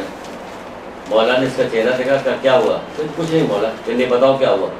کہ میں گھر سے چلا تو ہمارے یہاں ولادت ہونے والی تھی، ابھی اس نے خبر دی مجھے کہ میرے یہاں بیٹی پیدا ہوئی. کہ تو پھر بیٹی پیدا ہوئی. ٹھیک ہے، ہر دور میں ہر جگہ نصیحت کی گئی کہ اچھا اگر بتا دو.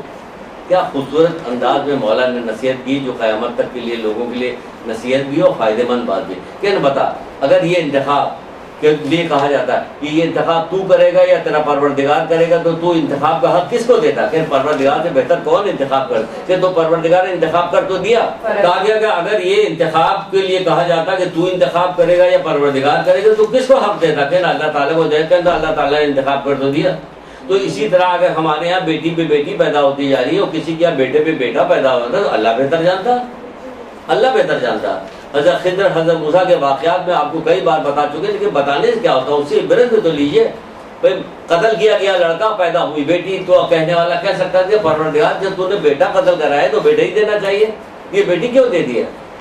ازواج در اسلام نام کی ایک کتاب ہے، اس کے اندر ایک روایت لکھی ہوئی چھٹے امام سے ہی ہے کہ کہا کہ اللہ تعالیٰ نے اس بیٹے کی جگہ پہ بیٹی پیدا کی، اس بیٹی سے 70 انبیاء پیدا ہوئے.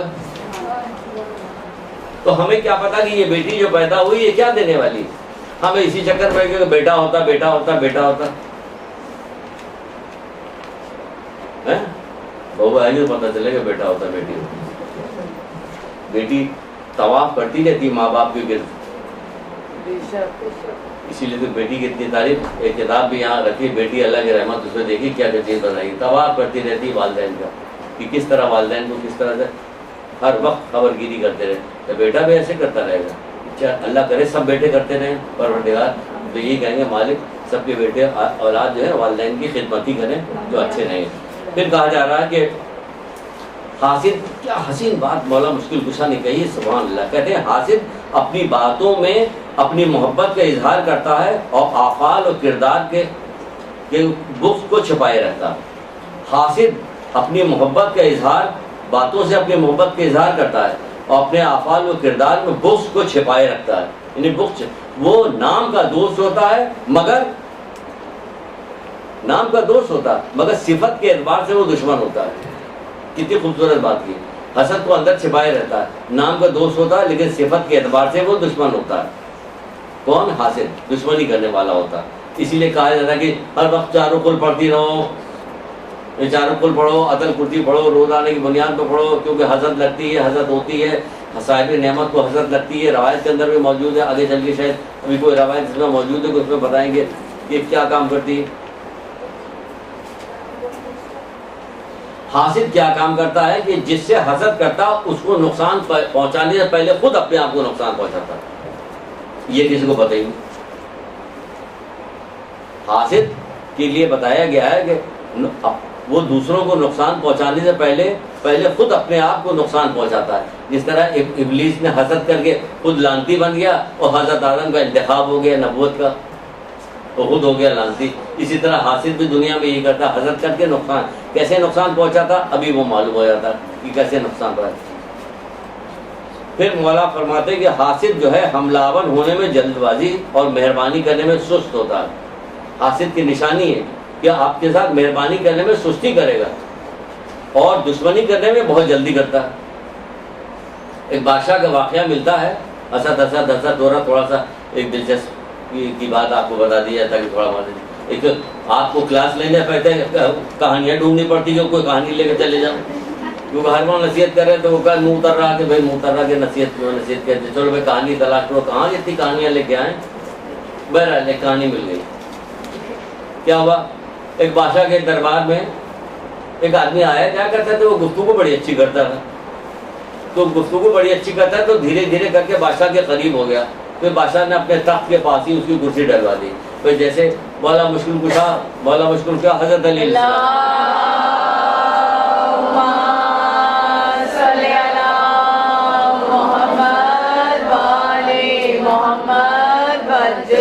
ان کے ایک صحابی تھے، آپ نے غالباً نام سنا ہوگا شاید، ساسا ابن سوہان.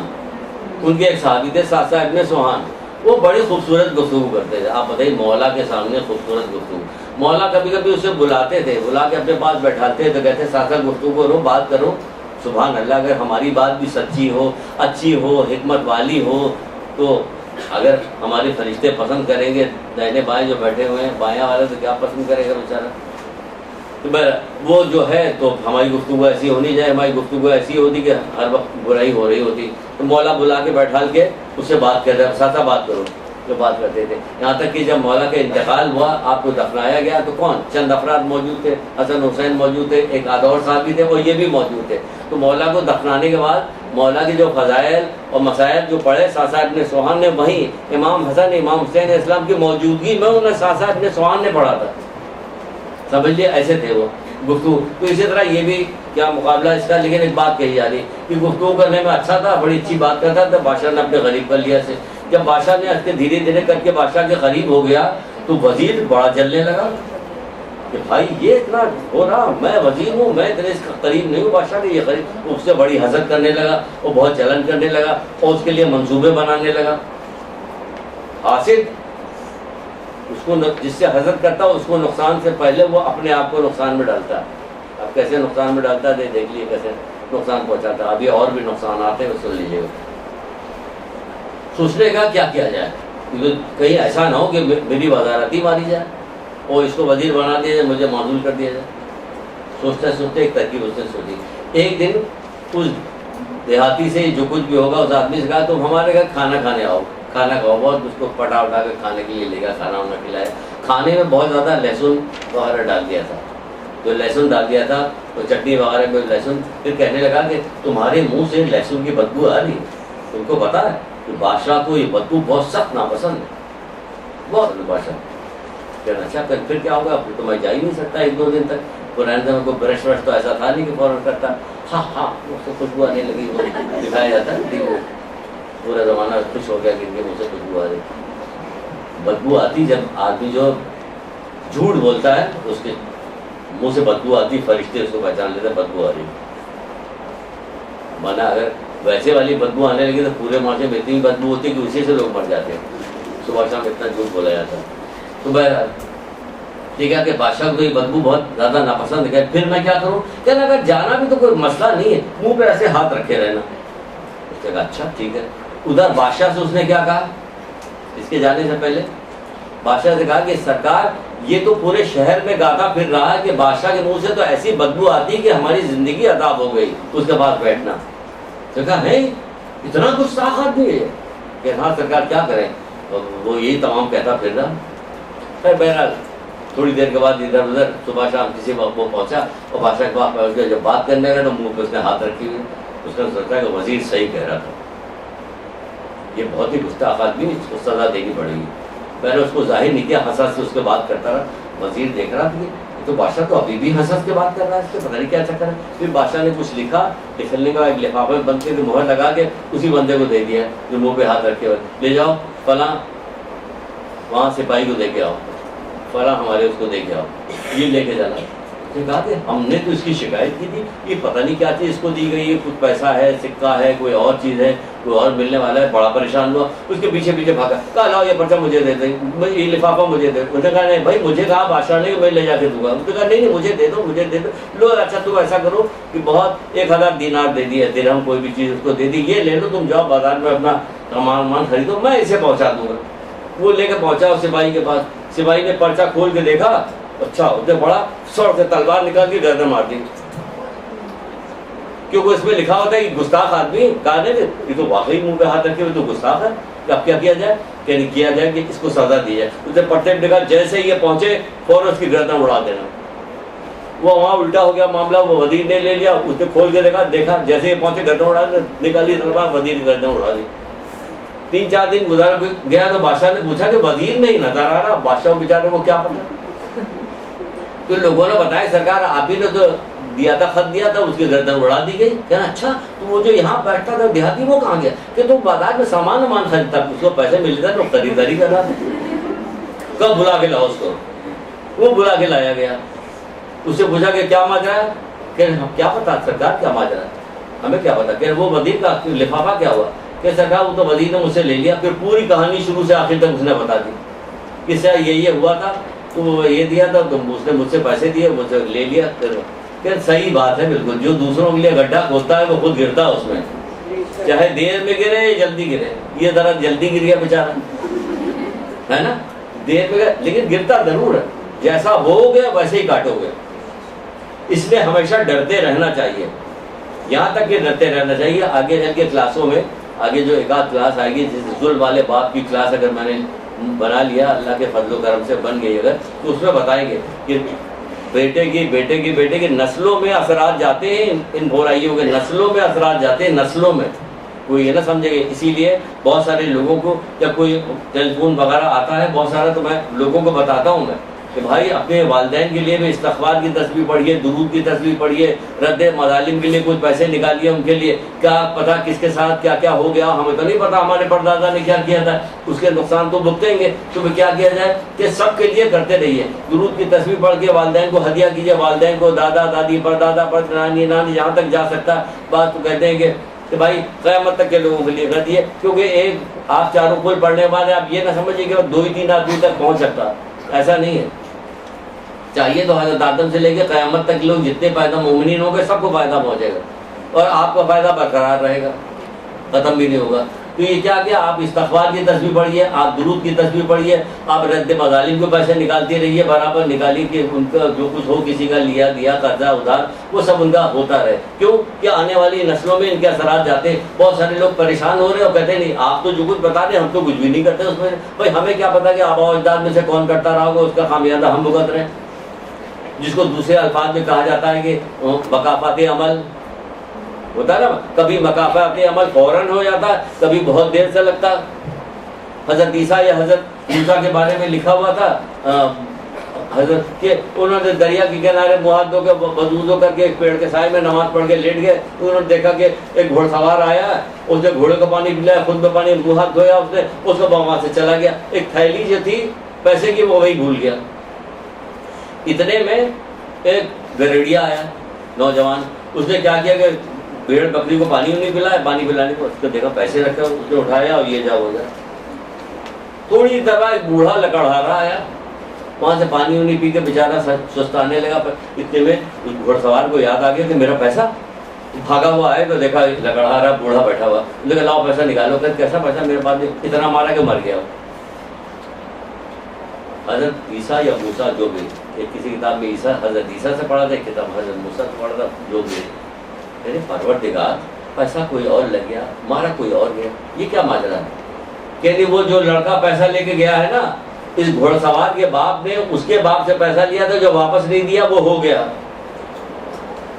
اور یہ جو بوڑھا مر گیا ہے, اس نے جو ہے اس کے باپ کو قتل کیا تھا اور پتہ بھی نہیں چلا تھا, اب اس کا قتل ہو گیا, یہ بدلہ ہو گیا. تو کس طرح سے بدلہ ہو رہا ہے, یہ کیا بات, کیوں بتائے اور پڑھا ہم نے, بھائی اچھا ہے بھائی, بات سمجھ بھائی, سوچو اس کے بارے میں, غور کرو کہ مکافات عمل میں چیزیں ہوتی, کبھی جلدی ہو جاتی کہ لفافہ کھول کے دیکھا گردن اڑ گئی, تو پھنسانے گیا تھا اس کو, اس کی خود ہی گردن اڑ گئی.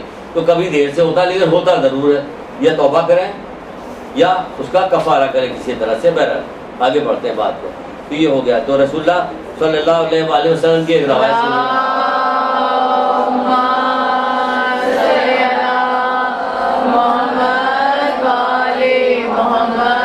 مسئلہ یہ کہ نہ ہمیں کسی کو نقصان پہنچانا چاہیے, نہ کسی کے بارے میں ہمیں کوئی ایسی سازش گڑھنی چاہیے کہ اس کو فلاں نقصان ہو جائے, اس کا یہ ہو جائے, اس کا وہ ہو جائے. کیونکہ کہیں نہ کہیں گھما پھرا کے پھر ہمیں ایسی جگہ سے وہ نقصان آتا کہ ہمیں گمان بھی نہیں ہوتا.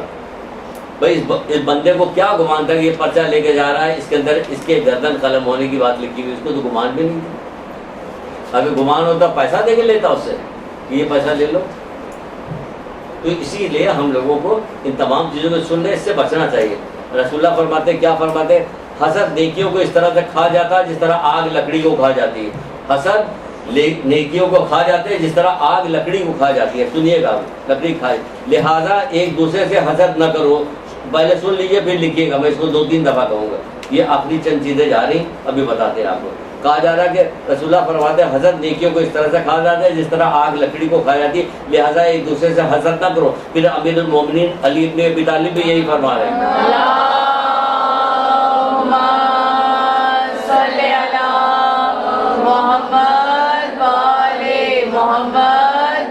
الفرج آپ یہ فرماتے کہ حسد نیکیوں کو اس طرح سے کھا جاتے ہیں جس طرح سے آگ لکڑی کو کھا جاتے ہیں، ایک دوسرے سے حسد نہ کرو، ٹھیک ہے؟ اب بتائیے کہ وہ کہہ رہے ہیں کہ مولا مشکل کشا کہہ رہے ہیں کہ حسد جو نیکیوں کو کھا جاتے ہیں، رسول اللہ کہہ رہے ہیں کہ حسد نیکیوں کو کھا جاتے ہیں، تو آپ بتائیے ان لوگوں کی گواہی کے بعد جو نیکی اور ایمان ہمارا حسد جو کھائے جاتے ہیں، ان کی گواہی کے بعد پھر ہمارے پاس باقی کیا رہ جاتا ہے؟ خود بھی سوچے، حضرت علی علیہ السلام بھی کہہ رہے ہیں، اللہ کے رسول بھی کہہ رہے ہیں کہ یہ نیکیوں کو ایمان کو اس طرح سے کھا جاتا ہے جس طرح آگ لکڑی کو کھا جاتے ہیں۔ جب رسول اللہ اور حضرت علی علیہ السلام دونوں آدمی اس بات کی گواہی دے رہے ہیں تو پھر اگر ہم حسد کریں گے تو ہمارے پاس باقی کیا بچتا؟ جب ایمان ہی چلا گیا اور ساری نیکی چلے گئی تو باقی کیا بچا ہمارے پاس؟ تو یہ باقی کچھ نہیں بچا تو ہمیں اتنی تبھی تو منع کر رہے ہیں بیچ بیچ میں کہ حسد نہ کرو، حسد نہ کرو۔ پھر کہا جا رہا ہے کہ حاسد جو ہے ہر وقت قضاء و قدر کے اوپر ناراض رہتا ہے، اپنی حاجتوں کو، ایک روایت میں بھی ہے کہ اپنی حاجتوں کو چھپاؤ، کیونکہ ہر صاحب نعمت کو حسد لگتی ہے۔ یہاں تو بہت زیادہ شو آف کرنے کا بہت زیادہ زمانہ آ گیا، ہر چیز کو شو آف کیا جاتا، ان کو پتہ نہیں جاتا کہ اس میں حسد ہے چھپی ہے۔ کتنے جو مجمع آیا ہوا جس کو آپ نے کارڈ دے دے کے بلایا ہوا ہے نا، بڑا خوبصورت کارڈ بنا کے، لیکن اس میں بہت سارے لوگ حاسد بھی آ رہے ہیں کارڈ لیے پکڑے ہوئے، آپ کی چیزوں کو دیکھیں گے تو نظر لگائیں گے۔ اس لیے کہا جا رہا ہے کہ ہر وقت جو ہے دلہن کو یا دولہا کو قرآن کی آیتوں میں سورہ پڑھ کے، دعا پڑھ کے، مولا مشکل کشا کہتے نہیں کہ جب گھر سے نکلنے لوگوں تو کیا کرو کہ سورہ آل عمران کی آخری 4 آیتیں پڑھو، اس کے بعد کیا کرو کہ اس کے بعد آیت الکرسی پڑھو، آیت الکرسی کے بعد انا انزلنا پڑھو، انا انزلنا کے بعد سورہ حمد پڑھو، پھر جس کام کے لیے چاہتے ہو جاؤ، تمہیں کامیابی ہوگی۔ تو اس کو تو رٹا ہونا چاہیے کہ بچی کو بھیج رہے ہیں، بچے کو بھیج رہے ہیں، زیادہ فکر کس بات پہ رہتی ہے؟ ویڈیو بنے ارے غیر نتو خیر پتہ نہیں کون کیسے کیسے لوگ ہر وقت وہ دلہن کو دیکھ رہے ہیں، دلہن کو دیکھ رہے ہیں۔ بھائی ان کو چھپاؤ، اب آئے چھوڑے، چھپاؤ، وہ چھپانے کے بجائے وہ شو آپ کے وہ دکھایا، وہ دکھاوا تو حسد اتنی ایسی چیزیں ہوتی جو رکاوٹ ڈال رہی ہوتی، چھپا کے کسی زمانے دلہن اتنے گھگٹ کاڑے رہتی کہ پتہ ہی نہیں چلتا تھا کہ کون ہے کون نہیں۔ وہ اب یہ ہوگا کہ دلہن جب تک منہ نہ دکھائے سب کو بتا یہ ہے، وہ کہہ رہا ہے اپنے ہاتھ اپنی نعمتوں کو چھپاؤ۔ آج چھپانے سے کام کو صابر نعمت کو کیا ہوتا ہے؟ نظر لگتی ہے، حسد جو ہے وہ برا کام کرتی ہے۔ پھر کہا جا رہا ہے، ٹائم تو بہت کم ہے، جلدی سے میں ختم کروں۔ پھر ایک اور چیز یہ سن لیجیے، کیا سن لیجیے؟ حاسد یہ سمجھتا ہے کہ وہ اللہ تعالیٰ سے زیادہ ہوشیار سمجھدار ہے۔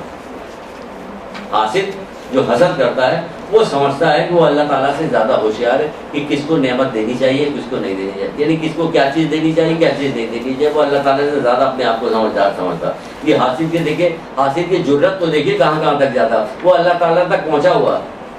مثال کے طور پر وہی سب سے بڑی مثال وہی لڑکے لڑکی کی آج کل ہے کہ اگر اس کے آپ بیٹا پیدا ہو گیا تو یہ ہم سمجھ رہے ہیں کہ شاید جی اللہ تعالیٰ نے یہ کیا کیا، یہ لوگ تو بے پردہ بھی ہیں، یہ لوگ تو فلانا بھی کام کرتے ہیں، ان کیا لڑکا بن، یہ نہیں کہتے آپ ہوشیار ہم جاتا ہے، اگر ہمارے ہاتھ میں دے دیا تو ہم کبھی لڑکا نہ دیتے۔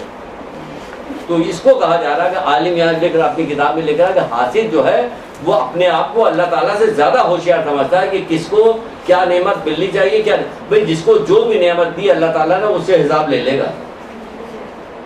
یہ سمجھ لیجیے، جو کچھ دیا ہے اللہ تعالیٰ نے جس کو دیا اسے حساب لے گا، کبھی دے کے آزماتا پروردگار، کبھی لے کے آزماتا ہے۔ کسی کو مال دولت دیتا ہے تو آزمانے کے لیے دیتا ہے، لوگ سمجھ رہے ہیں یار اس کو اتنا مال و دولت کہاں سے آ گیا، بھائی اس کو آزمایا جا رہا، اس کو خبر نہیں، اس کو یہ میٹھی چھری ہے، تم کو مال و دولت دیا گیا تو تمہارے پر ذمہ داری بھی بڑی ہے، کیونکہ تم جاہل ہو، بڑے مرتبے والے ہو، تم بڑے مرتبے والے ہو لیکن ہو جاہل، اچھی شکل والے ہو، بڑے مرتبے والے ہو لیکن ہو جاہل، تو جس کی وجہ سے تمہیں پتہ ہی نہیں کہ جو کچھ تمہیں ملا اسے تمہیں کہاں خرچ کرنا، تم سب کچھ اپنے اوپر خرچ کیے لے رہے ہو، چھپا کے رکھے ہوئے اور چھوڑ کے مر بھی جاؤ گے، اور زیادہ تر 99.9% لوگ مر جاتے ہیں۔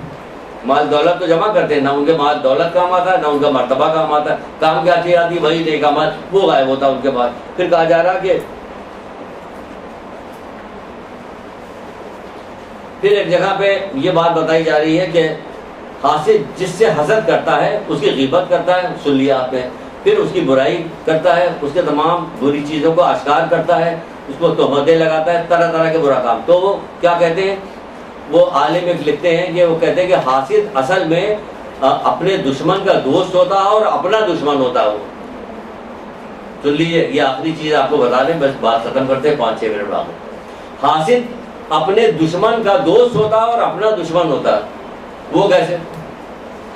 وہ سن لیجیے بس ابھی پھر سے سن لیا. حاسد, اگر آپ حسد کیجیے گا تو جس سے آپ حسد کرتی ہے اس کے در حقیقت آپ اس کی دوست ہیں اور اپنی دشمن ہیں آپ. وہ کیسے؟ کیونکہ جو کام کرتا ہے آپ اس کی غیبتیں کیجیے گا, اس کے راز کو فاش کیجیے گا, اس میں بہتان لگائیے گا, اس کو طرح طرح کی اذیتیں پہنچائیے گا, تو ہوگا کیا کہ رسول اللہ صلی اللہ علیہ وآلہ وسلم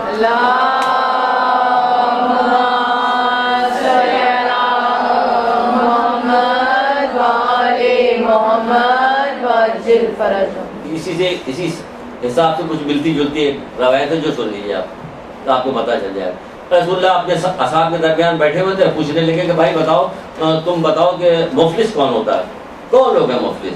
کہ اللہ کے جس سے مال مویشی اسباب باغات نہ ہو, کھیت کلیاں نہ ہو, بھائی مفلس ہے. کہنے لگے نہیں, میری امت کا مفلس وہ ہے جو قیامت کے دن آئے گا, اس کی حالت یہ ہوگی, اس کے بعد نماز ہوگا, اس کے بعد روزہ ہوگا, اس کے بعد زکوٰۃ ہوگا, یہ سارے اعمال ہو گئے. آپ نماز بھی پڑھ رہی ہے, روزہ بھی رکھ رہی ہے, زکوٰۃ دے رہی ہے اور دوسرے نیک اعمال کر رہی, تو آپ بہت خوش ہیں کہ آپ تو قیامت کے دن بہت آپ کو سرخرو ہوں گی. رسول اللہ یہاں کیا کہہ رہے ہیں؟ نہیں, مفلس وہ ہے جو قیامت کے دن آئے گا تو اس کی حالت یہ ہوگی کہ اس کے بعد نماز ہوگا, اس کے بعد روزہ ہوگا, خود کہہ رہے ہیں وہ زکوٰۃ دینے والا ہوگا, اور جیسے دوسرے اعمال موجود ہوں گے, لیکن زندگی میں اس نے کسی کو گالی دی ہوگی, کسی پر تہمت لگایا ہوگا, کسی کا مال ہڑپ کیا ہوگا, کسی کو ناجائز قتل کیا ہوگا. اب جتنے یہ گناہ کر رہا دوسروں کے لیے, سن لیجیے, غور سے سن لیجیے, آخری 2-4 لائنیں بس, 2-4 منٹ, 1-2 لائنیں. کیا کام کرتا ہے؟ یہ کام کرتا ہے, غیبتیں کر رہا ہے, تہمت لگا رہا ہے دوسروں کے اوپر, کہ ہاں کسی کا مال ہڑپ کر رہا, گالیاں دے رہا, کہ تو وہ تو معمولی کام ہے بس گالیاں دینا. اتنی عام جو ہو گئی جس کی کوئی حد انتہا نہیں. دے رہا تو کیا ہوگا, اور تہمت لگا رہا, مال ہڑپ کر رہا, کسی کو ناجائز اس نے خون بنایا, تو کیا ہوگا؟ ایسے شخص کی نیکیاں اس کے متاثرین کو دے دی جائیں گی. قیامت جب برپا ہوگی تو ایسے شخص کی نیکیاں اس کے متاثرین, جس کی اس نے غیبت کی ہوگی, جس کی تہمت لگائی ہوگی, چغل خوری سے جس میں نقصان پہنچائے گا, جو اس کے متاثرین کو دے دی جائیں گے. پھر بھی اگر کم پڑے گا تو متاثرین کے گناہ اس کے نامہ اعمال میں ڈال دیے جائیں گے. متاثرین کے اعمال, گناہ جو ہے اس کے نامہ اعمال میں ڈال دیے جائیں گے. تو پھر کیا ہوگا جب اس کے نامہ اعمال میں ڈال دیے جائیں گے؟ پھر یہ ہوگا کہ اب کیا ہوگا, اس کے بعد کچھ بھی نہیں بچے گا سوائے گناہ کے. تو فرماتے کہ یہ شخص سچ مچ میری امت کا مفلس ہے, یہ نامہ اور ادھر ڈال دیا جائے گا اور اس کو دوزخ میں ڈال دیا جائے گا, اور یہ شخص سچ مچ میری امت کا مفلس ہے, کیونکہ اس کے بعد تو قیامت کے دن کچھ ہوگا نہیں, ساری چیز تو دوسرے لے گئے. یہ اپنا نامہ اعمال کھولے گا, بعد دوسری روایتیں اس کو ملا رہے ہیں اس میں, اپنا نامہ اعمال کھولے گا اور دیکھے گا پروردگار میں تو یہ میرا نامہ اعمال نہیں, اللہ تو کوئی کہیں غلطی بھول نہیں ہوتی, کہ اس میں تو میری کوئی نیکی ہی نہیں رہے, کہ تیری نیکیاں جو تھی غیبت کرنے والے اور دوسرے جو جس کے ساتھ نے, وہ سب تیری نیکیاں ادھر چلی گئی. اگر آپ سے ابھی کہہ دیا جائے کہ جیسے آپ نے غیبت کی آپ کے اکاؤنٹ سے 1000 روپیہ کٹ جائے گا, پسینہ چھوٹ جائے گا, پھر آپ فوراً لائن میں بھاگے ہوئے لگے ہوئے چلے, اتنی لمبی لائن لگی, آج اتنی لمبی لائن تھی کہ آخری تاریخ سے بجلی کے بل جمع کرنے کی کتنی لمبی لائن لگی رہتی, کیونکہ کیا 100, 150, 200 روپیہ کٹے گا, اس کے لیے لمبی لائن لگ جاتی, پسینہ یہاں سے وہاں تک, اور کہا جا رہا ہے تمہاری ساری نیکیاں ادھر جا رہا ہے, کچھ بھی نہیں ہو رہا. کیوں؟ یقین نہیں ہے. وہ کہہ رہا صاحب متاثر, وہ کھول کے دیکھا گا کہ میرا نامہ اعمال, میری نیکیاں کہاں چلی, کہ وہ متاثرین کو چلی گئی جس کی چیز تو نے برائیاں کی تھی. بعض لوگ کھولیں گے, اللہ کرے پروردگار تمام مومنین مومنات ایسے ہی ہوں, کھولے جائیں پروردگار یہ ساری نیکیاں تو میں نے نہیں کی تھی, یہ تو نیکی میں نے نہیں کی تھی, کہ تو نے بہت ساری نیک بات جب دوسروں کو بتائی تھی, دوسروں نے اس پہ عمل کیا تھا, تو اس کا ثواب تیرے نامہ اعمال میں بھی لکھ دیا گیا. سبحان اللہ.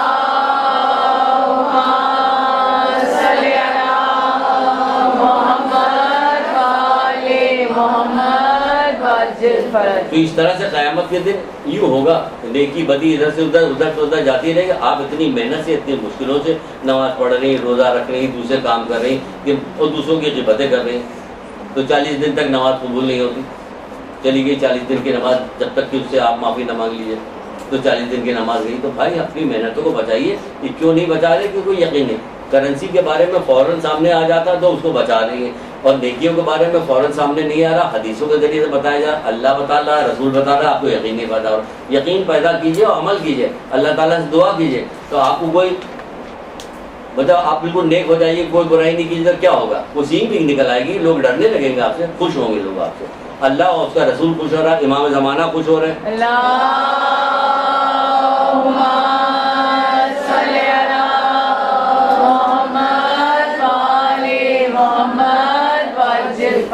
اس میں ایک آفاقی حدیث ہے، جملہ ہے، جو کچھ کہیے بار بار ہم کہتے ہیں کہ اس کو کبھی پورا کا پورا بیان کریں، یعنی کہاں کہاں بیان کیا گیا جملہ.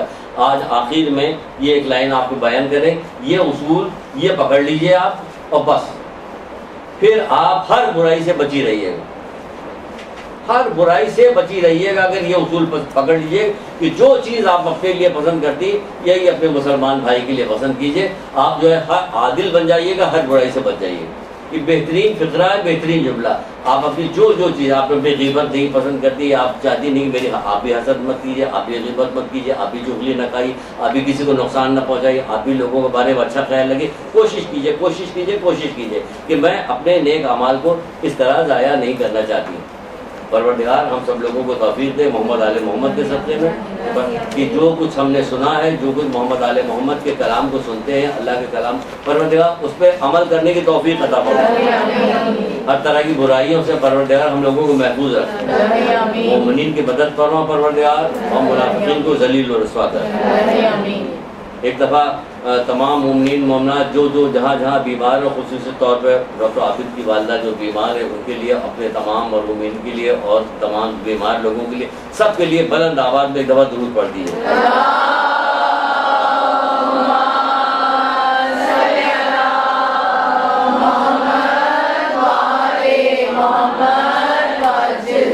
برحمتك يا أرحم الراحمين وصلى الله على محمد وآله الطاهرين.